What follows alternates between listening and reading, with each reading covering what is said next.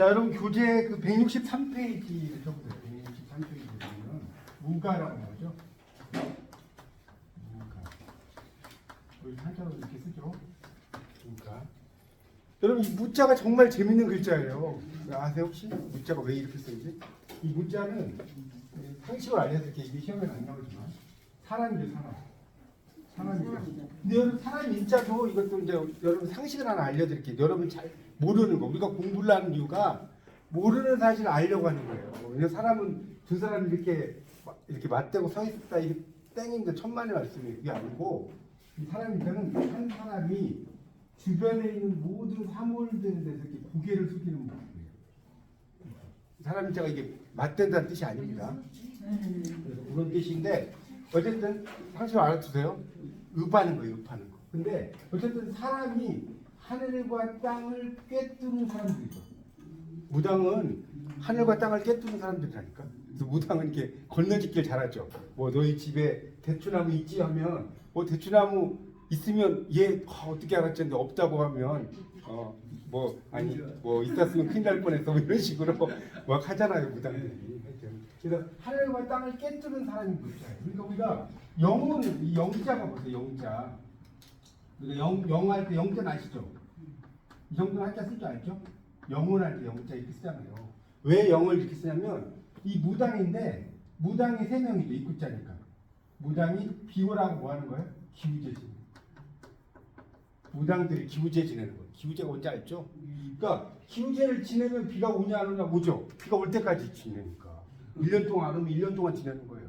안 올 수가 없죠. 1년에 비 한 번도 안 올 수가 없어요. 그렇죠? 그래서 하여튼 이런 의미도 좀 잠깐 알아두십시오. 상식으로 알려드린 거예요. 이게 시험에 안 나와요. 자, 이제 무속의 세계부터 이제 본격 들어가고. 그래서 이 무속이라고 하는 것은 자, 보세요. 여러분 교재 163페이지 들어갑니다. 바로. 자, 한국의 무속을 동북아시아의 샤머니즘이라고 하는데 여러분 샤머니라는 말 자체가 여러분 샤머니라는 게 무당이라는 뜻이에요. 이거 알죠? 무당. 그래서 여기 이즘 그러니까 이제 이걸 이제 무당 우리말로 하면 이제 무당주의죠, 맞죠? 이즘이니까 무당주의가 이상하잖아요. 그러니까 무속 신앙이라고 하는 거 아시겠죠? 직역을 하는 무당주의. 이즘이 붙으면 영어에서 무슨 주의인가 아시죠? 그러니까 무당주의 이상하잖아요. 무속 신앙이라고 하잖아요. 자, 그래서 이 한국의 무속을 이제 여러 이 무속이 동북아도 있고 여러 가지 있다는 것을 뭐 이야기한 거니까 그건 별 영향가 없고요. 여기서 중요한 것은 다섯째 줄부터 아주 중요해요. 여기서 시험에 아주 잘 나옵니다. 이건 거의 단골맥인데, 자, 다섯째 줄에 샤머니즘의 특징이라고 하는 거 네모 한번 쳐보세요. 다섯째 줄에 보면 샤머니즘의 특징은 이렇게 나올 거예요. 네모. 자, 그다음에 자신을 잊는다고 하여 망하. 여기다 번호백 있어요. 1번. 자신을 잊는다고 하여 망하 1번. 신으로 바뀐다고 하여 전환. 그 신에다가 2번. 무슨 말 이해가죠? 그다음에 신에게 있죠? 신에게. 거기 3번. 그 밑에 하나 더 있을 거예요. 샤만의 영혼이 신의 세계 또는 영혼의 세계를 여행한다고 하여 영혼 여행 4번. 자, 무슨 말 알아들으시겠죠? 거기 있잖아요. 샤만의 구 다음에 샤만의 영혼이 붙여졌어요? 그 첫 번째 단락의 밑에서 둘째 줄에 보면 구 옆에 있잖아요. 샤만. 그 샤 앞에다 4번. 자, 그래서 이제 시험에 거의 이제 그 단골로 나오는 게 다음 중 샤머니즘의 특징이 아닌 것은 이렇게 나와요. 샤머니즘의 특징인 것을 누가 내겠어요, 여러분? 출제자면 안 냈죠. 당연히. 그래서 아닌 것은 자, 이제 잘 보세요. 자신을 잊어요. 망하, 엑스타시. 여러분 엑스타시는 망하라고도 하고요. 이걸 다른 말로 네 글자로 뭐라고 하는지 아시죠? 들어보셨을 텐데. 무아지경이라는 뜻이에요. 무아지경. 이게 그 엑스타시가 약이 있어요, 실제로. 그러니까 이 엑스타시를 먹으면 막 정신이 황홀해져가지고 혼미해져가지고 막 뭐 하여튼 그런 약이 있어요. 그게 엑스타시. 이름 잘 지었죠? 무아지경. 그래서 자신 잊어요, 망하. 그 다음에 신으로 바뀐다 해서 전환, 트랜스. 이런 트랜스란 말 자체가 전환이라는 뜻인 거 아세요? 트랜스젠더 들어보셨어요? 성전환자를 트랜스젠더라고 하잖아요. 이거 아시죠? 이 트랜스라는 게 전환한다는 뜻이죠. 실제로. 트랜스, 가로지른다. 이런 의미를 쓰거든요. 트랜스. 그 다음에 신에게 점령당했다고 해서 점유, 포제션이라고 해요. 영어로 포제션. 아마 이 정도는 영어 읽을 줄 아시죠? 포제션. 그래서 이게 점유. 점령당했다. 그 다음에 샤만의 영혼이 신의 세계 또는 영혼 세계를 여행한다 해서 영혼 여행인데 소울 저니. 소울은 영혼이고 저니가 여행인데 이것도 하나 상식으로 알려드릴게요. 우리가 여행이라고 하는 것은요 여러 가지가 있는데 이제 뭐 여러 가지는 다 그냥 끝도 없으니까 트립하고 저니만 아닙니다. 트립하고 저니. 이 전인데 이건 짧은 여행. 이건 긴 여행. 근데 제가 학생한테 이제 이 영어 가르칠 때 자주 써먹는 멘트가 이 트립은 동남아시아 여행. 동남아시아는 뭐 3박 4일 정도밖에 안 가잖아요. 그죠? 3박 5일 뭐 이 정도밖에 안 가잖아요. 그렇죠? 근데 이 유럽 여행, 이 긴 여행은 유럽은 막 9박 10일 뭐 이렇게 가죠? 맞나요? 그래서 단어가 짧으면 여행도 짧아. 맞죠? 단어가 길면 여행도 길어. 그렇죠? 그래서 이 소울전이라고 합니다. 소울전. 그러니까 영혼의 여행은 짧아야 되겠어요? 길어야 되겠어요? 길어야 되겠죠? 소울전입니다. 재밌죠? 이 샤머니즘의 특징이 4가지가 있다는 거. 여러분이 국문학과를 안 다니시면 이런 걸 어떻게 알겠어요? 아, 그 뭡니까? 이 샤머니즘이 이렇게 특징이 있다는 거. 교수님이 1, 2, 3, 4 그거 좀 답좀 달아주시면 안 되겠습니까? 아, 책에. 아, 이거 예. 네. 아, 이 자신을 네, 감사합니다. 거기가 1번이고 신으로 이렇게 시작되는 겁니다. 2번. 그다음에 신에게 시작되면 보이나 보세요. 신에게가 3번. 아, 시원하네요. 그다음에 샤만에 이게 4번. 이렇게 되셨나요? 네, 감사합니다. 이렇게 번호를 시원하네 이렇게 하고 나 손이라고 지금 하려고. 예. 이렇게 쓰시라고요. 네. 이런 거 특별히 시험에 나오네. 근데 오늘 지금 이제 무가에 대해서 좀 이야기는 조금 늦게 오셔서 다시 한번 정리를 하면 이 무당은 하늘과 땅을 꿰뚫는 사람. 지금 163쪽 보고 있어요. 무라고 했고 영자는 하늘에 기우제 지내는 무당의 형상이다. 그렇죠? 그런 이야기 했고 그다음에 뭡니까 163페이지의 여섯째 줄에 샤머니즘의 특징 네모치라고 그랬고요. 네모치고 그다음에 1, 2, 3, 4라고 그랬죠. 이렇게 1, 2, 3, 4 이게 특징이다. 그런 걸 알아두시면 거의 여기서 시험 문제가 단골로 나옵니다. 다음 중 샤머니즘의 특징이 아닌 것은 이렇게 나와요. 아셨죠? 이거 나오면 틀리시면 안 되겠죠? 자, 그다음에 이제 그 밑에 달라 볼게요. 한계 무속 샤머니즘 아까 이야기했고요. 거기 이제 다른 건 좀 건너뛰고 4번째 줄부터 좀 볼게요. 4번째 줄. 2번째 달라. 특히 찾으셨어요? 그 다음부터 밑줄 좀 주세요. 한국 무속이부터 2줄 내려가서 점이다까지. 한국 무속이부터 점이다까지. 되셨나요? 그럼 보세요. 한국의 무속이 동북아시아 샤머니즘과 두드러진 변별점은 무속신이 신의 세계로 여행하는 사례가 나타나지 않고 오히려 신을 제2의 현장에 불러다가 문제를 해결해요. 여러분 그 뭡니까? 우리가 이제 그 이야기를 할 때 그 송신, 오신 이거 들어보셨어요? 그러니까 이게 이제 오신, 그러니까 이 뭐 청신, 송신 뭐 이런 거 있잖아요. 그러니까 송이라는 것은 보내는 거예요, 보내는 거. 청신이라고 하는 것은 신을 청하는 거. 이해가십니까? 이 무당의 3단계가 있단 말이에요. 무당 혹시 구다는 거 뭐 하여튼 TV나 이런 데 보셨죠? 무당들이 막 이렇게 이제 막 놀다가 신을 부르잖아요. 좀 들으라고. 그러면 그 신의 목소리가 이렇게 들어가는 거죠. 죽은 아이의 목소리가 이렇게 들어가잖아요. 무당에게. 그래서 한바탕 놀고 무당을 보내잖아요. 이제 아시겠죠? 그래서 이 청신, 오신, 송신 이런 게 있어요. 그걸 말하는 겁니다. 그러니까 그 무당이 이렇게 혼이 씌운다는 거죠. 그런 걸 이야기하는 겁니다.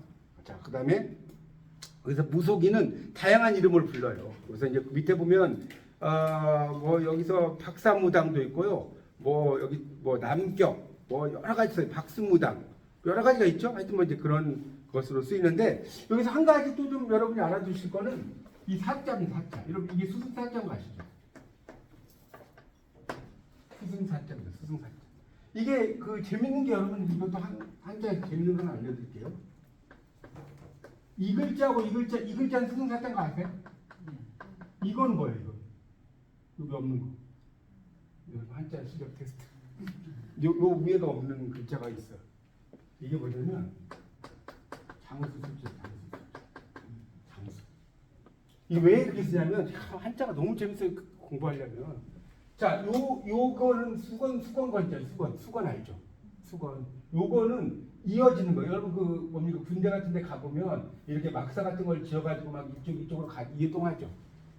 군대 가면 막사가 있잖아요. 전쟁 같은 거 일어날 때. 근데 그 수건이 있어요. 이 장수가 있는 곳에 깃발이 하나 꼽혀 있지 않나요? 지금도 막 무슨 뭐 훈련 같은 거 뛰면 뭐 대대장 있는 곳에 이렇게 깃발이 꽂혀 있단 말이에요. 근데 이 장수들을 집합하고 모으는 사람이 누구예요? 스승이에요. 그래서 이렇게 쓰는 거예요. 진짜로. 장수들을 이렇게 모으는 사람이 스승이란 말이에요. 그래서 스승사자인데 이 스승사자는 스승만 의미하는 게 아니고 무당을 의미하는 거예요. 한자. 여러분 이 글자는 잘 모르셨을 거예요. 그렇죠? 스승사는 좀 아실 건데 이게 무당을 나타내요. 왜냐면 예전에는 무당이 거의 스승이면서 왕이었죠.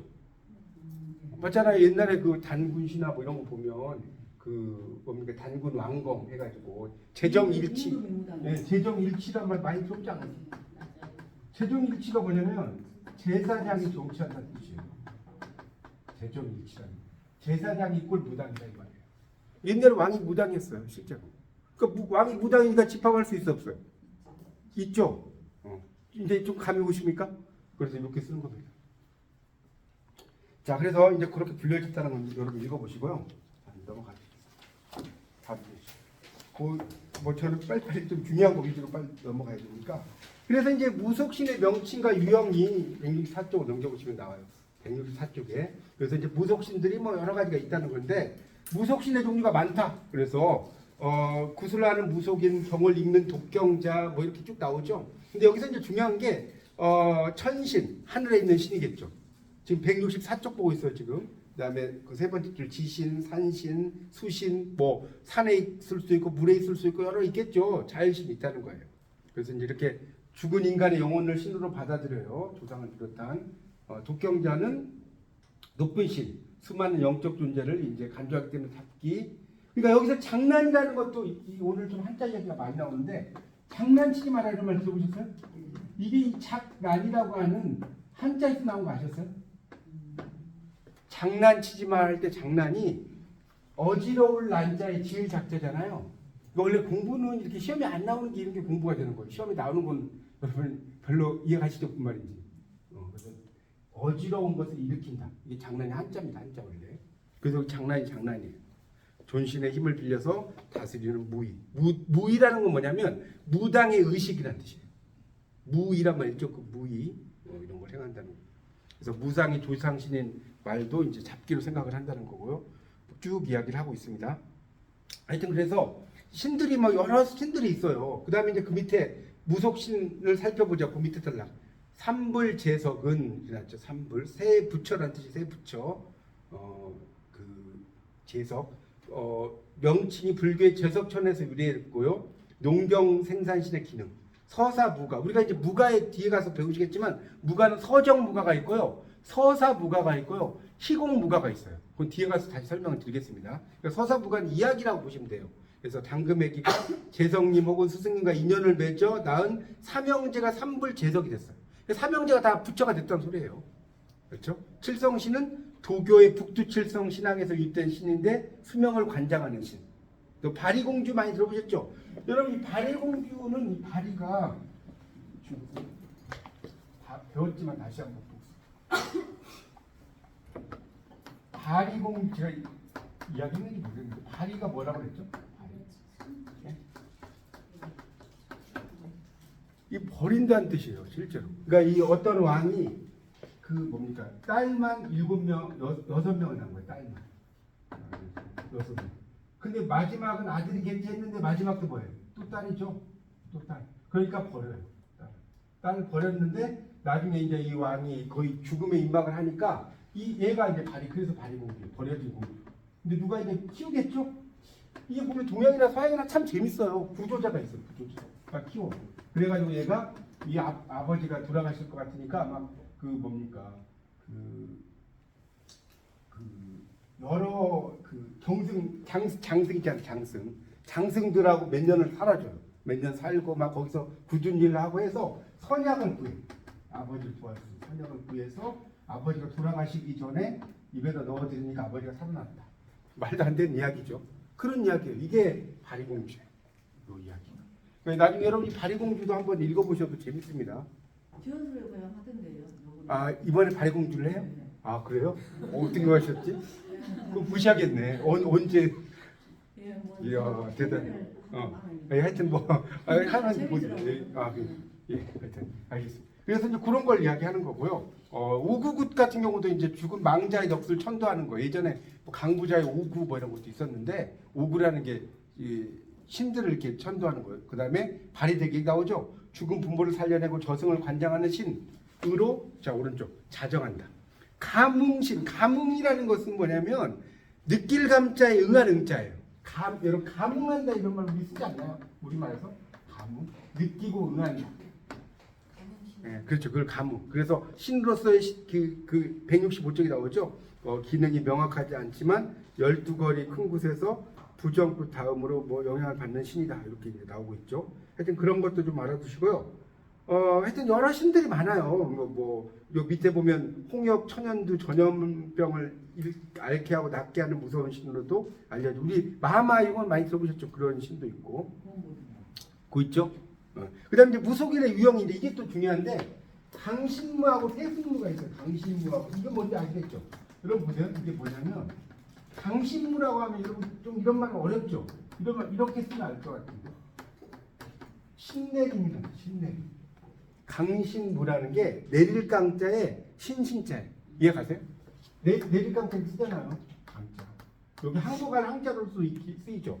이 발음이 두 가지예요. 비가 내린다는 뜻도 있고요. 항복할 항자도 있어요. 그 다음에 이제 귀신. 이 무당이죠. 신내림. 우리나라에서 또 그 뭡니까? 그 신내림하는 연예인들도 막 있지 않았어요? 신내림을 해가지고 지금 막 그 하는 연예인들 많아요. 갑자기 막 이렇게 돼가지고. 그 다음에 세승무는 말 그대로 이게 이제 가업이에요, 가업. 설렁탕집 가업 이런 것처럼 이 무당이 가업이라고요. 그래서 계속 가업, 요즘 말로 가업 상속이죠. 가업 상속. 이해 가시죠? 가업을 이제 내려서 이렇게 하는 거. 하여튼 그래서 이 무속인을 강신무와 세승무로 나눈다는 겁니다. 그래서 강신무와 세승무는 차이가 있다. 강신무는 무병 나오죠? 무당병, 신병, 귀신병 이런 거 알아가지고 이제 이걸 이제 하고 나서 내림굿을 해서 임무의식이랑 무당으로 들어가는 의식이란 뜻이에요. 이해가시죠? 네 번째 임무의식이란 말이죠. 들입자 그런 거. 강신무기에서 무병이나 신병은 이게 참 알 수 없는 병이라는 거예요. 그래서 여기 나오죠. 무병은 신경쇠약 같은 증상, 밥맛이 없어요. 소화가 안 돼. 꿈자리가 뒤숭숭해. 환청, 막 이상한 게 들려. 환시, 이상한 게 보여. 이런 거라는 거예요. 그래서 이제 자신을 섬겨줄 제자를 지정해서 어쩌고저쩌고 한다는 거예요. 그래서 무병을 앓는 사람이 무속인을 찾아가가지고 이렇게 이제 내림굿을 한다. 뭐 그런 이야기입니다. 자, 되셨죠? 여기서 넘어가겠습니다. 자, 넘기세요. 다음 166쪽. 그래서 이제 내림굿을 이제 한다는 게 나오죠. 거기 166쪽에 보면 신을 모시는 굿거리와 신을 받아서 신의 말을 전하는 말문 열기. 또 이제 신의 지시로 감춰진 무구라는 건 뭐냐면 거기 무구라고 가로 쳐놨잖아요. 무속인들이 사용하는 도구. 그걸 무구라고 해요. 무구가 뭔지 모르시면 우리 써놓으세요. 무속인들이 막 사용하는 도구가 있을 거 아닙니까? 방울도 있고 뭐 있죠. 꽃도 있고 그 무구. 그래서 재밌는 게 헌화가 있잖아요. 헌화가 아시죠? 이 헌화가 하면 누가 나와요? 수로부인 나오죠. 헌화가 하면 수로부인 이제 상이니까 다 도사 되셨잖아요. 수로부인 나왔지 않습니까? 수로부인이 뭡니까? 절벽에 있는 꽃이 이렇게 피었어요. 철쭉꽃이 피었죠. 이걸 누가 따올래 하니까 누구죠? 누가 데리고 가죠? 따로 가죠? 속구는 견우노. 제가 이거 속구는 사람 누구냐고 써달랬더니 어떤 분이 퀴즈를 암소 노인 유키하게 아니고 견우노이죠. 따가지고 오잖아요. 그러니까 이 수로 부인이 아마 무당일 것이다라는 설이 상당히 많아요. 제 이야기가 아니고 학자들의 전에 그 꽃이 필요하잖아요. 그렇죠? 하여튼 넘어가고 그거는 여자니까. 그래서 이제 그 밑에 보면 이 긴금아 만신이 이제 무용학 석사 출신인데 내림굿을 받아요. 이거 여러분이 아마 이건 긴금아 만신 뭐 이렇게 해가지고 그 유튜브에서 검색을 하시면 나올 거예요.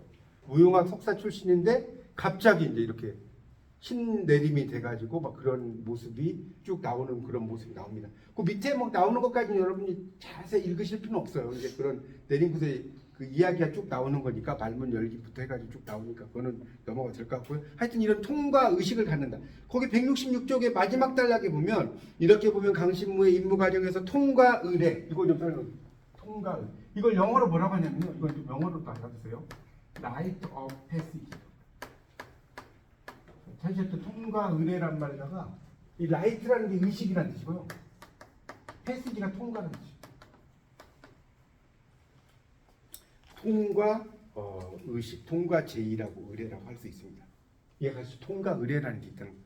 여러분도 방송대에서 공부를 하시려면 뭐 130학점을 따야 되고 전공을 몇 과목을 듣고 뭐 이런 게 있잖아요. 그냥 되는 게 아니잖아요. 교양을 몇 과목을 듣고 뭐 이런 거와 마찬가지라는 거죠. 그 라이트 오브 패시지라고. 자, 167쪽. 자, 세습무의 경우는 강신무보다 학습이 더 중요하다. 세습무니까 가업, 제가 아까 가업 상속이라고 했잖아요. 요즘 용어로 하면 가업 상속 아닙니까? 많이 배워야 돼. 설렁탕 집에서 설렁탕을 뭐 거기다 뭔가를 남들이 모르는 뭔가를 집어넣어야지 맛있다. 그 이해가시죠? 죽기 전에 안 가르쳐주잖아요. 그런 걸 다 배워야 되는 거예요. 그래서 이 세습무는 이런 여러 가지 무속 문화도 배우고 구청에 참가도 하고 이렇게 해야 돼. 그러니까 그 뭐 음식점 같은 경우도 아들이 바로 이렇게 안 주잖아요. 밑바닥부터 다 해야죠. 그래야지 물려받잖아요. 그거 똑같은 거예요. 똑같아요. 세상 사는 이야기. 그래서 이제 그런 이야기를 뭐 여러 가지 배운다. 그다음 이제 무복과 무구라고 이제 나오죠. 무당이 뭐 입는 옷을 무복이라고 하는 것이고, 그래서 여기는 좀 그렇게 할 이야기가 많지 않아서 빨리빨리 넘어가고 뒤에 이제 여기서 좀 중요한 게 172쪽부터가 더 중요하거든요. 빨리 이 앞부분 빨리빨리 넘어갈게요. 그래서 이 무복은 167쪽의 마지막 단락 보세요. 무복은 구대에서만 입는 의례복이다. 찾으셨죠? 무복 있잖아요. 그래서 무당들이 이제 막 작두도 타고 뭐 이런 말씀. 그래서 우리가 그 우스갯소리로 그런 말 하죠. 뭐가 하는 잡는다? 작두 타다가 막 발이 비면 돼야 돼요. 선무당이 사는 잡니다. 거기 나온 거예요. 선무당이 사람 잡는다 이런 걸 쓰잖아요. 그래서 이제 영어로는 어리를 나오는지 작은 지식이 있어 데인저러스 위험한 것이다. 그러니까 우리가 그죠 잘 모르는 사람이 모르면서 막 잘난 체하는 경우 있었어요. 이게 어리를 나오는지 있어 데인저러스 작은 지식이 위험한 것이다. 그래서 이제 넌센스 퀴즈에서 선무당이 반대는 뭐죠? 안전무당 서 있습니다. 선무당이 사는 하여튼 이제 어리를 너리지 있어 데인저러스이라고 이야기합니다. 하여튼 자 그래서 이제 그런 걸 알아두시고요. 그러니까 무당들이 이제 입는 옷이다. 그리고 자 넘어가 보세요. 168쪽에 빨리빨리 넘어갈게요. 그래서 이제 168쪽에 뭐 도구가 있다는 거예요. 작두 타고 뭐 신칼도 있고 칼이 많죠. 그다음에 그 밑에 보니까 방울도 있고 무점구라고 세 번째 줄에 있어요. 이 여러분 점자가 무슨 점자인지 아시죠? 이 점자 점칠 점자예요. 이 글자도 참 재밌는 글자인데 왜 이렇게 쓰냐면 당신의 인생에서 보세요. 당신의 인생에서 이때쯤이 되면 뭐가 될 거야 라고 뭘로 말해줘? 입으로 말해줘. 한자 정말 재밌지 않아요? 그래서 이게 점칠점자. 이게 점칠점자. 당신이 인생에서 이때쯤 점칠복자 이렇게 쓴 거 아시죠? 왜 이게 점칠복자냐면 이건 무당집에 가면 깃발이 막 펄럭해 안 펄럭해? 펄럭이죠. 거기서 나온 거예요. 그래서 여러분 재밌는 게 투표할 때 직업들 사람들 그래서 제가 보세요. 제가 선무당에 사람 잡는다 이 예를 들어드릴게요. 이 글자 여러분 이 글자 이렇게 쓰죠. 특별당 가면 이 무슨 자죠? 그 사람 인자라고. 사람 인자 아니에요. 제가 그래서 여쭤본 거예요. 이게 점칠복자예요. 네, 사람 인자가 아니에요. 누가 왕이 될지 누가 선거에서 합격을 할지 될지 점쳐 본다는 뜻이에요. 잘 보세요. 사람 인자 아니에요. 사람 인자는 이렇게 쓰인 거고 점칠복자는 이렇게 쓰였단 말이에요. 아시겠어요? 제 거짓말인가 찾아보세요. 거짓말. 그래서 이렇게 어린 어리지 있어 데인저러스. 자, 하여튼 그래서 이런 뭐 여러 가지가 있어요. 부채도 있고 뭐 여러 가지 있겠죠. 뭐 그건 넘어갈게요. 그 다음에 좀 내려가서 첫 번째 단락의 마지막 밑에서 둘째 줄 제주도에서 제주도 무속에서는 북소리나 징소리를 신청 울림이라고도 하는데 이런 의미를 들어요. 그러니까 북소리, 징소리 이런 것들도 이제 있고요. 그 밑에 뭐 도검도 있고요, 뭐 무구도 있고 뭐 여러 가지가 있어요. 구리거울도 있고 그런 건 여러분이 한번 읽어보세요. 뭐 여러 가지가 있다는 것이니까 넘어가겠습니다. 그 다음에 노래가 또 있어야 되겠죠. 그러니까 169쪽 보세요. 굿에서 사용되는 악기가 있어요. 타악기, 치는 악기잖아요. 장구, 징, 뭐 여러 가지가 있고 현악기도 있고요. 없는 게 없어요. 무당 이게. 그렇죠? 해금도 있고 다 있습니다. 자, 그다음 무의. 무의라는 것은 무당의 의식이라는 뜻이라고 했어요. 무의, 무당의 의식입니다. 그래서 무의는 다양한 기준인데, 자 여기 이제 두 번째 줄부터 좀 뜻을 좀 알아두시죠. 뜻을 잘 설명드릴게요. 자 여기 보면 무슨 의라고 나왔죠? 두 번째 줄부터 기복무의 찾았어요? 복을 기원한다. 기복, 복을 기원한다. 모르시면 쓰세요. 알면 안 써도 돼요. 자, 그다음 사령무의. 한자 좀 아시는 분은 좀 유리할 거예요. 사령이니까 뭐예요? 사령. 한자 보세요. 죽은 영혼. 이거 하는 거. 자, 병을 다스리니까 치병이니까 뭐겠어요? 병을 다스린다 이해가세요? 치병. 한자 어렵지 않잖아요. 그 다음에 무신. 그러니까 이거 뭐예요? 몸 주신에 대한 의뢰. 그러니까 자기 몸에서 살고 있는 무당이 있겠죠? 그런 사람에게 의뢰를 지낸다? 무신. 그렇게 있다는 거예요. 우리가 그 무당들 보면 자기 뭐 어깨에 뭐가 타고 있다고 그러잖아요. 그렇죠? 동자가 있다. 뭐 이런 것처럼 그래서 이제 그런 사람에게 또 의를 지내는 것도 있다는 거죠. 기복무의가 복을 기원한다. 복을 키우나요? 복을 기원한다. 아, 예. 기원할 기체잖아요. 복을 기원하는 무의 됐죠? 무당의 의식. 그래서 이제 그 밑에 이제 그런 설명이 나오는 거예요. 기복무의가 뭐 어쩌고, 그 다음에 기복무의가 뭐 여러 지역에서 행해지고 뭐 이런 들이 나와요. 그런 건 읽어보시고 넘겨보세요. 170쪽의 셋째 줄을 보면 오부굿이나 세랑굿 등 사령무의, 아까 이야기했죠. 사령이 뭐라고 그랬다? 죽은 영혼이라고 그랬죠? 아까 사령했잖아요. 그래서 사람이 비명행사, 갑자기 죽어. 비명행사라는 건 뭔지 알죠? 제명을 못 살고 죽는 게 비명행사예요. 우리 비명행사 있다 이런 말 많이 쓰잖아요. 그렇죠? 그런 경우에 많이 행하는 것이 오부굿이나 세랑굿이다. 이렇게 보시면 됩니다. 그래서 이제 그 밑에 있는 것들은 뭐 이제 그런 뭐 여러 가지 이야기들이니까 여러 가지 여러분이 읽어보십시오. 이건 그게 중요하지 않고요. 자, 171쪽 여기 빨리빨리 넘어갈게요. 그 세 번째 단락에 보면 무의 형태를 기준으로 하면 선굿, 앉은 굿. 그러니까 서서 이렇게 하는 굿도 있고 앉아서 하는 것도 있다는 거예요. 그걸 선굿, 앉은 굿이라고 이야기를 합니다. 그렇게 이제 이해를 해요. 그러니까 이제 우리가 무당도 서서 이렇게 뭐 있는 무당을 임무라고 그래요. 임무. 설립자. 앉은 무당 뭐 있어요? 좌무. 앉을 자자서. 어렵지 않죠? 임무좌무라고. 서서 이제 뭐 뭔가를 하는 무당이 있고 앉아서 하는 무당이 있어요. 임무좌무라고 합니다. 그래서 그런 그 무속인도 선굿을 하는 무당 뭐 여러 가지가 있어요. 또 경사 막 뭔가 읽어주는 사람도 있고요. 뭐 그런 사람들도 있고 여러 무당도 이제 그 주변에 쉽게 말해서 밴드처럼 이렇게 데리고 다니는 사람들이 많이 있다는 이야기 써놨습니다. 그런 걸 알아두시고요. 그 다음에 이제 그 밑에 마지막 단락에 독경하는 무속인들이 독송하는 경문은 알아보자. 신에 대한 축원문도 있고요. 그 다음에 독경에서 독송되는 경문은 가신봉안경 축사 경문. 그러니까 가신봉안경은 집에 있는 신을 이제 뭡니까? 이렇게 제사를 지내는 거예요. 성주신, 조상신, 뭐 조왕신 이해 가시죠? 뭐 그런 신에게 제사 지내는 거라고 보시면 될 것 같습니다. 그런 것들로 이제 있고요. 그 다음에 이제 악기를 쫓아내는 게 축사. 이 축사 좀 한자로 써드릴게요. 축사. 이거 좀 한자로 써주세요. 여러분 축사라고 이야기를 하면 축사. 사악한 것을 쫓아낸다. 우리 향가 중에 뭐 있죠? 그거 효용가. 바로 이렇게 나와야 돼요, 여러분. 맞지? 그것도 되긴 됐죠. 여러분 다 아시니까 그거예요. 축사. 사악한 것을 쫓아낸다. 그렇죠?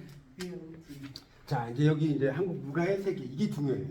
앞에 거는 별 영향가 이 부분이 아주 중요합니다. 자, 이제 이걸 좀 자세히 설명드리겠습니다. 자, 무가의 특징이 있죠. 여기 별 3개처럼 돼요. 여기 1번의 무가의 특징이 별 3개. 중요하다고요. 1번 무가 지금 172쪽입니다. 이제 이 부분이 중요하니까 잘 하나씩 설명드리겠습니다. 무가는 이제 위에 첫 번째 단락 건너뛰겠습니다. 뭐 아까 했던 이야기니까 뭐 무가는 무속인에 의해서 무속의 의식에서 구현되는 노래다. 이걸 뭐 읽어보면 될 거고. 자, 여기서 특징이 나와요. 그러니까 시험에 어떻게 나오고 있어요? 다음 중 무가의 특징이 아닌 것은 이렇게 나와요. 그러겠죠, 당연히. 무가의 특징인 것은 하면 여러분 너무 쉽잖아요. 야, 그게 안 나와요. 그렇게. 아닌 것은 자 하나씩 보겠습니다. 첫째, 자 밑에 두 번째 단락 첫째 동그라미 치세요. 자 신성성 밑줄. 172쪽 두 번째 단락 보고 있습니다. 신성성이 뭔지 알겠죠? 신성하다 이거 홀리.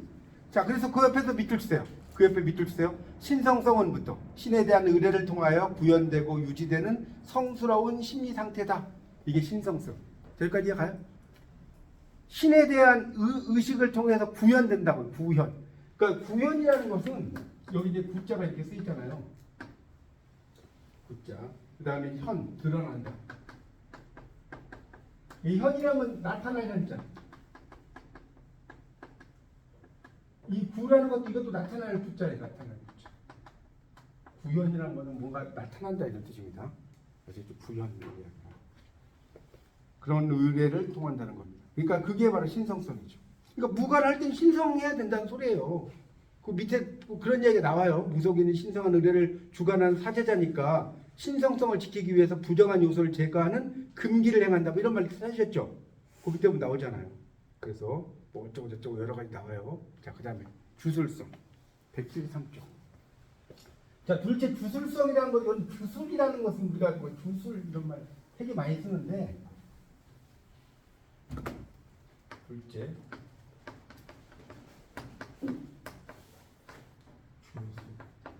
여러분 이 주술 한자를 한번 보세요. 이 술자는 기술이라는 뜻이에요. 영어로 말하면 스킬이에요. 스킬. 술이라는 기술이라는 뜻이야. 아, 기술 뭔지 알죠? 이 주라는 것은 뭐 영혼이라든가 이런 걸 막 불러들인다는 뜻이에요. 불러들인다. 이 주자가 뭐 이게 이제 한자적으로 보면 이게 맛형자죠. 요 글자 형자 보이십니까? 요거 입으로 형이죠. 그러니까 형이든 뭐 사람이든 사람을 이렇게 불러들이는 거예요. 이 주자라는 게. 그래서 이 주술인데 전복, 복을 점친다. 치병, 병을 치료한다. 예언, 미리 말하는 거죠. 늘 무속인의 세 가지 기능이라고. 점치고 병을 다스리고 예언하고. 맞죠? 이해가시죠? 그래서 이제 무관행의 주술적 성격이다. 그러니까 무관행은 뭔가 이렇게 그 불러들이는 거예요. 뭐 영혼이라든가 이런 걸 막 불러들이는 이런 걸 주술성이라고 해요. 그래서 그 밑에 세 번째 줄에 밑줄 좀 치세요. 무관은부터 밑줄 치세요. 무관은 인간의 막연한 소망만으로 그치는 것이 아니고 진술된 내용이 실현된다고 믿는 점에서 뭐라고 그래요? 주가라고 한다. 왜? 노래니까. 그래서 여러분 향가를 보면 향가의 내용이 대부분이 어떤 적이죠? 물론 불교적이기도 하지만 향가가 어때요? 읽어보셨다면 다 주술적인 거예요. 향가들이 보면 주술적이라고 그러지 않나요? 향가의 내용들이 주술적인 것들이 되게 많아요. 그 해가도 있고 뭐 여러 가지 있지 않습니까? 하여튼 이 향가들 이렇게 분석을 해보면 불교적이고 유교적이 물론 이제 안민가 같은 경우는 유교적이지 향가인데 맞죠? 안민가 이건 되게 유교적인 노래죠. 또 화랑의 노래들도 있죠. 화랑의 노래 뭐 이런 노래도 있고 그런 것도 있지만 대부분이 이제 불교적이거나 기술적 노래들이 많다는 거죠. 향가는. 자, 그렇게 이해하시고. 자, 셋째, 유의성. 자, 셋째 동그라미 치고 유의성 밑줄. 자, 유의성을 같은 말로 뭐라고 할까요? 유의성은 같은 말. 유의하면 뭐예요? 우락성. 인간은 유의적 존재다. 후이징하가 이야기했지 않나요? 인간은 유의적 존재. 인간 대단한 존재죠. 인간이 못하는 게 있어요? 여러분 인간이 못하는 게 있으면 이야기해요. 뭐 바닷속에 잠수함 타고 가, 뭐 우주는 달나라로 여행을 해, 뭐 나중에 지금 무슨 자동차 비행기가 나온대요. 맞죠? 이제 좀 몇 년 지나면 그래서 이제 뭐 교통체증도 필요 없고 대단한 인간 대단한 존재예요. 못하는 게 없잖아요. 하여튼. 어쨌든 그래서 유의성이라는 거예요. 무가에는 신성성, 주술성을 나타내는 사설도 있지만 유의적인 성격이 있다는 거예요. 왜? 막 춤을 추잖아요. 자, 제가 계속 이야기했지만, 자, 하늘에다가 우리가 보면 하늘에 뭡니까? 제를 지내잖아요. 제를. 그렇죠? 그래서 고구려의 뭐 동맹 뭐 이런 거 있지 않나요? 이런 걸 뭐라고 그래요? 하늘에 제 지내는 거. 네, 제천의식이죠. 제천의식. 그렇죠? 부여의 영고 뭐 이런 거 있지 않나요? 뭐 이런 게 제천의식 아닙니까? 제천의식. 그러니까 제천의식은 뭐에 들어가죠? 뭐에 들어가죠? 원시 종합예술에 들어가는 거예요. 자, 원시 종합예술에는 당연히 시도하는 데가 같지요. 시도죠. 그러면 뭐가 있어야 돼? 춤이 있어야 돼. 그럼 뭐가 있어야 돼? 네? 뭐가 있어야 돼요? 자, 이거 네 글자로 뭐라 그래요? 네. 이게 음주가무죠. 우리나라 사람들이 음주가무에 능한 민족이에요. 왜? 이 제천의식을 한 나라잖아요. 그렇죠? 제가 몇 번 이야기했죠. 우리나라는 막 시속 100km 달려가는 자동차에서 춤출 수 있는 유일한 나라라고, 민족이라고. 그래서 치지 말라고 하면 커튼 치고 하잖아요. 하여튼 그래서 이제 이 유의성입니다. 유의성. 그 이야기를 써놓은 거예요. 그래서 위에서 쭉 내려가면 한 8절쯤 내려가면 인간이 즐거워하는 노래와 춤 뭐 이런 거 있을 거예요. 그리고 익살과 제담의 오대엽기의 무가의 논리적 성격은 신성성, 주술성과 함께 배태라는 것은 잉태되었다는 뜻이에요. 배태. 배태란 말 잘 모르시겠어요. 잉태하고 똑같아요. 있었다. 이런 이야기를 써놓은 겁니다. 자, 그럼 네 번째. 자, 요게 시험에 특히 잘 나와요. 넷째. 여기 전승이 제한적이라는 특성이다. 예를 들어서 시험에 어떻게 나오냐면 다음 중 무가의 특징이 아닌 것은 하면서 전승이 제한적이지 않다. 맞아요, 틀려요? 틀리면 이렇게 시험 나온다니까요. 시험에 1, 2, 3, 4 해놓고 전승이 제한적이에요. 그래서 무가는 무속인이라는 특정 계층에 의해 전승되고 있고요. 이 가족관계 동료들에서도 이루어집니다. 하여튼 그렇지만 설화 민요와 달리 제한되어 있다. 이렇게 나왔죠. 그러니까 이 판소리 같은 경우 한번 생각해보세요. 판소리는 이제 당연히 광대가 전승을 해요. 맞죠? 여러분 이게 재밌어요. 전승을 하는데 이 고창에 가면 무슨 문학관이 있냐면 판소리 문학관이 있어요. 여러분이 정말 코로나 아니면 이런 데도 막 한 번씩 가보시고 하셔야 되는데. 하여튼 그래서 이 고창에 가면 판소리 문학관에 가보면 거기 해설하시는 분이 판소리 기본이에요. 해설하는 분은 전혀 상관이 없잖아요. 판소리하고는 별로. 근데 거기 일상인도 그 옆에서 이제 판소리 같은 걸 배운단 말이에요. 이렇게 전승이 돼. 근데 이 무당 이런 것은 아무나 전승이 돼야 안 돼요. 무당은 아무나 하는 게 아니잖아요. 그런 이야기입니다. 이거 여러분도 판소리는 그냥 가서 좀 며칠 뭐 한 달 정도 공부하시면 다 한 대목을 한다니까요. 그렇죠? 그렇게 보시면 됩니다. 그래서 제한돼 있다. 그러면 이거 넘겨보세요. 그다음 174쪽입니다. 그래서 이제 그 위에는 여러분 좀 읽어보시고 다섯째 포용성이다라는 말이죠. 자, 174쪽에 두 번째 다섯째 포용성이니까 뭔지 알겠죠? 포용한다는 거예요. 다 포용한다는 말은 뭔 소리냐면 모든 종교에 대해서 다른 종교에 대해서 배타 의식을 가져요, 안 가져요? 안 갖는다는 소리죠. 그 이야기예요. 그래서 거기 옆에 읽어볼까? 무가는 무속신앙의 산물이면서도 다른 종교에 대해 강한 배타 의식을 갖지 않는다. 자, 또 밑줄 치세요. 쭉 여기. 오히려 다른 종교, 고급 종교의 경문 구절을 빌려 쓰기도 하고. 차용이란 말 알죠? 빌려 쓴다. 제가 차경 이야기했죠? 차경 뭐라고 했어요? 경치를 빌린다. 여러분 아파트에 사시면 그 뒷산이 내 뒷정원이잖아요. 맞나요? 아파트에 있는 막 이런 정원도 내 집 정원처럼 생각되죠? 그걸 차경이라고 하는 거예요. 차경. 참 멋있는 말이죠. 경치를 빌린다. 차용이죠. 그래서 그런 즉흥적인 창작이 이제 뭐 이루어지기도 하고 하여튼 이제 그런 내용이 있고 그다음에 이제 그 밑에 단락의 포용성이라는 것은 다른 종교를 가지고 온다. 그런 얘기. 그래서 이제 좀 내려가다 보면 뭐라고 나왔어요? 무가속 거기 좀 밑줄 좀 칠까요? 5째 줄 정도에 나오네. 무가속에는 거기 밑줄 치세요. 유교, 불교, 도교가 섞여 있는 것처럼 보이기도 한다. 나오죠? 여러분 이거 좀 또 설명을 할 게 있어요.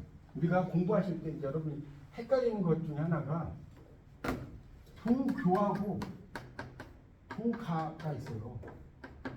이게 뭐가 다르냐 이렇게 물어보면 뭐 아시는 분도 있는데 잘 모르시더라고요. 도교는 종교적인 질문이고요. 이 가가 붙으면 학문이에요. 학문. 이해가세요? 유가, 뭐 법가, 도가 이런 말 들어보셨죠? 학문적인 거고 유교, 뭐 불교 이해가십니까? 그렇게 생각하시면 돼요. 그건 종교입니다. 자, 그런 걸 알아두시면 돼요. 자, 그래서 다시 한번 정리하자면 무가의 특징. 자, 첫째부터 볼까요? 172쪽 보세요. 첫째 뭐라고 그랬죠? 첫째 신성성. 둘째 주술성. 그럼 셋째는 유의성, 넷째는 변승이 제한적이라는 거, 다섯째는 포용성. 꼭 알아두십시오. 아주 중요합니다 이게. 자, 그다음 이제 무가의 유형이라고 하는 게 나와요. 무가 유형. 무가라는 것이 여러 가지 유형이 있다라는 거고, 아까도 이야기했던 게 또 나와요. 175쪽에 두 번째 단락을 보시니까 무가를 기능별로 분류하려면 무의를 분류해야 한다 나오죠. 그래서 무의는 행하는 목적에 따라 기복. 이거 아까 했던 것도 나오잖아요. 복을 기원한다. 치병, 병을 다스린다. 사령. 지금 175페이지에 두 번째 단락 보고 있습니다. 죽은 영혼, 무신, 무당의 신. 뭐 이런 의뢰가 있다 해서 그 밑에 있는 거는 쭉 읽어보시고요. 특히 이제 씻김굿 같은 경우가 나와요. 그 진도 씻김굿이라고 있을 거예요. 여러분 아마 TV나 이런 데서 한 번 정도 보시지 않으셨나 모르겠는데, 거기 보면 좀 내려가다 보면 우리말이니까 찾겠죠. 사령의례는 이런 말이 있을 텐데, 사람이 죽었을 때 밑에서 한 10줄 정도 쭉 올라가 보세요. 175쪽에 밑에서 10줄을 12줄. 사람이 죽었을 때 죽은 사람의 혼령을 위무하고, 위무한다는 건 위로하고 똑같아요. 위무하고라고 써놨죠. 위로하고 좋은 곳으로 천도한다. 그래서 진호, 기굿, 오구굿, 식김굿. 특히 식김굿이 이제 진도 이런 쪽에서 유명해요. 여러분 잘 모르시겠으면 그 공부는 그렇게 하는 거예요. 유튜브나 이런 데서 식김굿을 한번 보시는 거예요. 이렇게. 아, 이게 식김굿이구나. 자, 그 다음에 넘겨보세요. 여기서 또 중요한 게 무가의 종류가 아까 제가 중요하다고 했는데, 자, 하나씩 보겠습니다.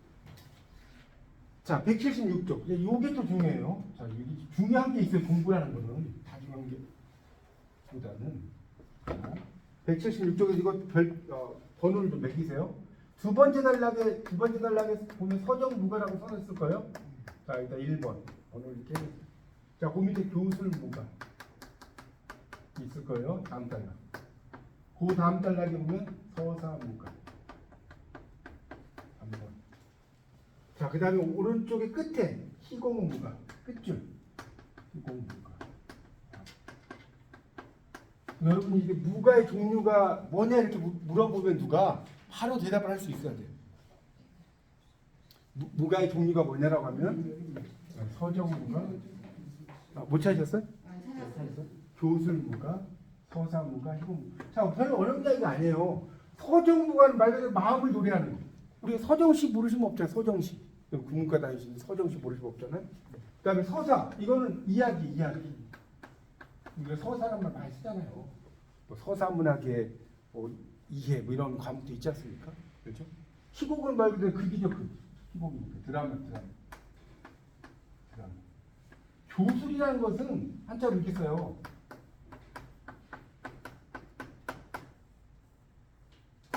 교술. 이 교술이라는 것은 가르침이에요. 교술적이다라고 하는 게 가르친다는 뜻이에요. 그러니까 우리가 뭐 예를 들자면 정철의 훈민가 이런 말 들어보셨어요? 훈민가?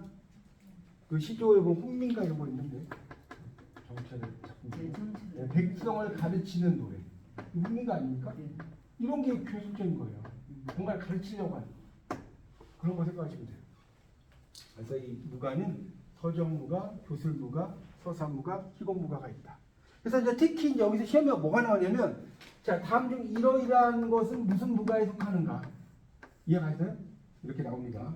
이제 보세요. 그걸 설명을 드릴게요. 자, 176페이지 보십시오. 176페이지. 자, 거기 서정무가부터 이제 설명드릴게요. 자, 거기 밑줄 치세요. 서정무가는 신이나 인간의 주관적 정감을 표현한 무가. 거기까지 밑줄. 서정무가는 신이나 인간의 주관적 정감을 표현한 무가. 자, 여기까지 됐죠? 자, 그 다음에 거기서 두 줄 내려가서 밑줄 치세요. 그러나 다음에 무가는 국거리 단위로 체록되기에 하나의 국거리를 진행하면서 서정무가만을 부를 수는 없는 것이어서, 이게 시험에 되게 많이 나왔어요. 기출문제에서. 제가 밑줄 저도 이제 쳐놨었는데 기출문제 많이 나옵니다. 그러니까 여기서는 이제 어떻게 시험이 나오냐면, 이걸 이제 서정무가에 대해서 물어볼 수도 있고요. 다음 중 무가에 대한 설명 중 잘못된 것은 이렇게 나올 수 있어요. 그래서 예를 들어서 무가는 국거리 단위로 체록되기에 하나의 국거리를 진행하면서 서정무가만을 부를 수도 있다. 뭐 이렇게 써놔요. 부를 수는 없다라고 써놨죠. 서정무가만을. 그래서 이제 서정무가를 찾으려면 국거리 단위를 해체한. 왜냐면 뭔 소리냐면, 이 무가라는 것은 여러 가지 요소가 결합됐다는 거예요. 단지 그냥 서정무가만 딱 이렇게 나온 게 아니라는 거예요. 그래서 서정무가는 신이나 인간의 행치를 도두는 기능을 한다. 그 밑에서 셋째 줄에 나오죠. 서정무가는 거기도 밑줄 좀 치세요. 신이나 인간의 행치를 도두는 기능. 그 다음에 또 그 밑에 줄에 밑줄 치세요. 서정무가는 무가로서 고유한 자료가 많지 않다. 여기 밑줄. 이것도 시험에 어떻게 나오냐? 서정무가는 무가로서 고유한 자료가 많다. 그렇게 나와요 시험에. 맞아요, 틀려요? 틀려요. 그다음 교술무가. 자, 교술무가는 서사무가와 희곡무가를 제외한 대부분의 무가인데 인간이 신에게 알리는 사실, 그러니까 뭔가를 가르쳐준다는 거, 알리는 거니까. 축원, 또 신이 인간에게 알려주는 정보, 명령, 이게 이제 공수라고 그래요. 공수, 그 명령인. 또 신을 찬양하는 신의 모습을 묘사하는데 사설들로 이루어진 거. 근데 이제 그렇게 하는데 교술무가는 밑에 나오죠. 축원무가라고 해요. 축원, 바라는 거죠. 대부분의 교술무가는 인간이 원하는 바를 신에게 알려주고 부탁해. 이해가십니까? 그걸 이제 부탁하는 거예요. 우리가 신탁은행이란 말 쓰잖아요. 신탁, 믿을 신자에다 맡길 탁자인 거 아시죠? 신탁 이런 말이에요. 신탁 통치 뭐 이런 말 있잖아요. 믿고 맡긴다는 뜻이에요. 신탁 통치가. 그러니까 그런 거. 신탁통치 이사예요. 예, 그렇죠. 모스크바 삼상회의 뭐 그런 거. 예, 예. 맞아요, 맞죠. 그러니까 그런 하여튼 그런 의미로 이해하시면 돼요. 그래서 그런 것들, 그래서 이제 나오죠. 신의 이름을 열간 청배, 뭐 신을 찬양하는 찬신, 덕담, 뭐 신의 내림, 노정기 뭐 이런 것들이 있다는 거예요. 하여튼 축원이 주로 많다. 자, 서사무가. 이건 이야기라고 아까 말씀드렸죠? 그래서 무속 서사로서 주인공이 신으로 자정되어 재앙을 받게 되는 과정을 서술한다. 이야기예요. 자, 오른쪽 보세요. 177쪽입니다. 그래서 서사무가는 지금 제가 어디까지 좀 하고 싶냐면 178쪽에 무가에 나타나는 관념 있죠? 그 위에까지만 하고 1교시는 좀 끝내겠습니다. 다시 좀만 더 볼게요. 5분 안에 1교시를 마칠게요. 서사무가는 자, 무속신화 또는 본풀이. 자, 여러분 본풀이라는 말은 뭐냐? 본풀이라는 말 되게 많이 쓰거든요. 근본을 풀어내. 이렇게 써서 그걸 본풀이라고 해요. 여러분 이제 무가 공부하다 보면 무슨 본풀이란 말이 되게 많이 나와요. 근본 본자. 근본을 풀어내는 걸 뭐라고 한다고요? 본풀이. 그래서 이 서사무가는 자, 실적 보고 있습니다. 무속신화 또는 본풀이, 신가, 신의 노래라는 거예요. 신화라는 용어는 상위 개념에서 문학을 분류하는 장르 명칭이 아니면 신화 중에는 무속신화 외에도 신화도 있기 때문에 무가의 장르 명칭이 되지 못한다. 그렇죠? 우리가 신화라는 파트를 공부하셨잖아요. 따로. 그래서 본풀이란 말도 신의 근본을 이야기한다. 맞죠? 근본을 풀어낸다. 그래서 신화와 같은 의미를 갖추지만 보편적인 말이 아니며 제주도의 무속인들이 사용하는 말이에요. 그걸 이제 본풀이란 말 나오니까 알아두시고, 자, 그 밑에 서사무가는 그 밑에 단락입니다. 신을 청배라는 거는 청할 청자에 절할 배자인 거 아시죠? 여러분 이 배자가 2배, 4배 이런 말 들어보셨어요? 그 절할 배자예요, 절할 배자. 청에서 절한다. 네, 그렇죠. 시제전을 네, 그렇죠. 그 청배라는 거예요, 기능. 그래서 청배 무가가 모두 서사 무가는 아니지만 서사 무가는 청배 무가에 속한다는 거예요. 그런 이야기입니다. 그렇게 이해하시면 되겠고, 하여튼 이제 신을 청배하는 기능을 갖는다. 이 정도만 여러분이 좀 알아주시면 돼. 이걸 뭐 다 자세히 알 필요는 없습니다. 자, 177쪽의 마지막 4번 희곡무가는 굿놀이. 자, 이것 좀 설명해. 희곡무가는 여기 써놓으세요. 무가사설이라고 써요. 무가사설. 사설이란 말 들어보셨죠? 무가의 사설이. 그래서 굿놀이라고도 하는데 무극. 무당들이 하는 극이 무극이에요. 그래서 구현되는 무가인데, 보세요. 희곡무가는 서사적 내용을 행위와 대화로 표현한다는 특징. 그렇죠? 희곡이라는 거 여러분 이제 2학기 때 희곡론 배우실 거예요. 한국 희곡론. 그때 자세히 배울 거예요. 1인 다역이 많아요. 한 사람이 여러 역할을 해. 많으나 각 등장인물의 개성을 살려서 행위를 보여주기에 간단한 몸짓을 동반해서 구현하는 서사무가는 조금 성격이 다르다. 그러니까 서사무가는 이제 간단한 몸짓만 구현하는데 좀 더 희곡처럼 이제 한다는 거예요. 그래서 나오죠. 그 다음에 밑줄 좀 쳐주세요. 네 번째 줄에. 또 한 다음에 2인 이상이 등장하여 분장을 갖추고 연극과 같이 진행되는 경우도 있다. 2인 이상. 우리가 희곡은 여러 사람이 하지 않습니까? 맞죠? 물론 이제 한 사람이 하는 연극도 있어요. 한 사람이 하는. 그렇지만 대부분 2인 이상이 하게 됩니다. 예전에 제가 벽 속의 요정인가? 그 그걸 한번 봤는데 김성녀라고 하는 연기자 정말 연기 잘하더라고요. 혼자서 한 30명 역할을 해. 막 여기 앉아가지고 여기서 역할하고 대단하더라고요. 근데 이제 보통 근데 희곡 같은 경우는 여러 사람이 등장을 해서 하는 거죠. 그래서 희곡 무가의 자료는 독해 동해안 지역의 거리굿부터 시작해서 여러 뭡니까 자료 등이 있다는 정도로 이해하시면 됩니다. 하여튼 중요한 것은 여기서는 다시 한번 정리하지만 이 무가의 종류가 서정무가, 교술무가, 서사무가, 희곡무가가 있고 그 각각의 특징이 어느 정도 어떤 것이다 정도 이해하시면 될 것 같습니다. 좀 쉬었다가 무가 이것도 이제 재밌어요. 무가에 나타난 관념부터 좀 쉬었다가 설명드리도록 하겠습니다.